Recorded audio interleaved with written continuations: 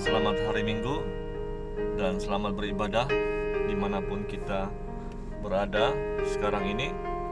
Puji Tuhan karena Tuhan itu baik, selalu memimpin kita, menyertai kita kemanapun kita pergi. Sahabat Kristus, hari ini tema firman Tuhan yang saya ingin bagikan kepada kita adalah mengampuni. Dalam Alkitab Perjanjian Baru, istilah pengampunan ataupun mengampuni berasal dari istilah Yunani apemi. Istilah ini adalah kini aktif indikatif.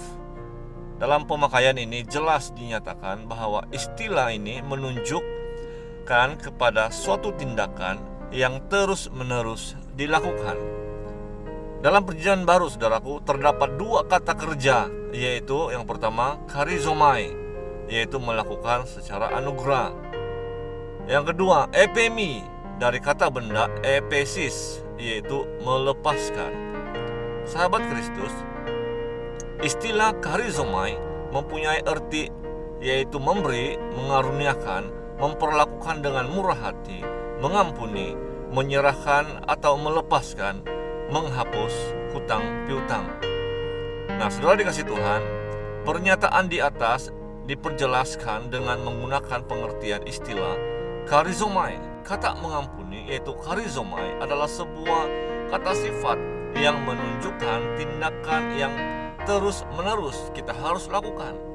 Kata ini berarti mengampuni dengan tanpa ikatan, tidak berdendam atau menggerutu. Sahabat Kristus, menurut Yesus, manusia harus mengampuni orang lain sampai 70 kali 7 kali. Apa artinya, saudaraku? Artinya kita harus mengampuni orang tanpa batas. Ada beberapa hal yang dapat kita pelajari dari pengampunan. Pengampunan harus keluar dari hati dan tidak terbatas. Pengampunan itu meliputi segala bahagian, tidak bersyarat, karena kita tahu bahwa kita juga sudah diampuni Tuhan seperti itu. Sahabat Kristus, memang ada yang mau dan ada yang tidak mau mengampuni. Semua itu kembali pada pilihan masing-masing. Namun saudaraku, orang yang mengampuni adalah orang yang menang bersama Tuhan. Tanpa kasih Allah dalam hidup, rasanya suatu hal yang mustahil mengampuni orang yang bersalah kepada kita. Hari ini ada beberapa alasan mengapa kita mengampuni. Yang pertama, karena Kristus telah memberi teladan. Kita boleh baca dalam Lukas 23 ayat 34.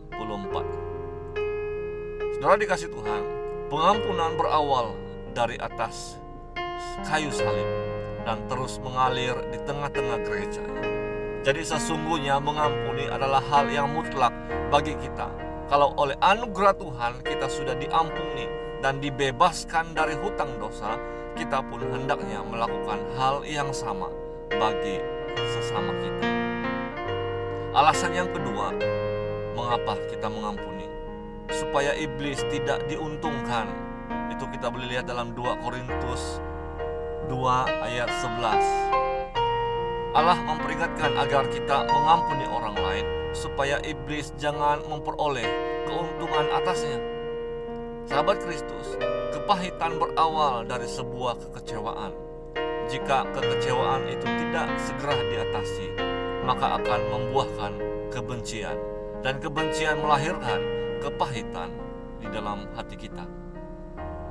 Alasan yang ketiga, mengapa kita mengampuni? Mengampuni membuat hidup orang Kristen itu berbeza. Kita boleh lihat dalam Matius 18 ayat 21 dan 22. Sahabat Kristus, kita sulit mengampuni orang lain karena berlawanan dengan konsep keadilan. Karena konsep keadilan, dia lebih banyak menekankan soal keseimbangan. Kalau ada orang yang menyakiti, kita harus membalas menyakiti mereka. Tetapi dalam Roma 12 ayat 19, Alkitab ataupun Yesus memerintahkan kepada kita, janganlah kita menuntut pembalasan, karena pembalasan adalah hak Allah. Saudara yang dikasihi Tuhan, sahabat Kristus, Jika kita hidup dalam pengampunan, maka kita akan hidup dalam damai sejahtera Allah. Bahkan kita dapat hidup berkenan dalam pemeliharaan Allah yang sempurna.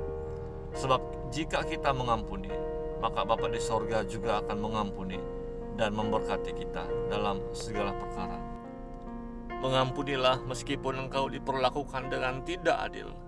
Mengampunilah meskipun engkau diperlakukan dengan kejam, jahat, dan keji. Mengampunilah meskipun engkau selalu disakiti dan selalu dikecewakan. Di mana ada pengampunan, kebencian, sakit hati, dan dendam akan hilang. Selamat hari Minggu, selamat beribadah. Tuhan Yesus memberkati.